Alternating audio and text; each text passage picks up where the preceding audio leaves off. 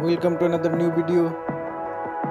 In this video you will see how to fix registration timeout on WhatsApp. Please follow complete the process.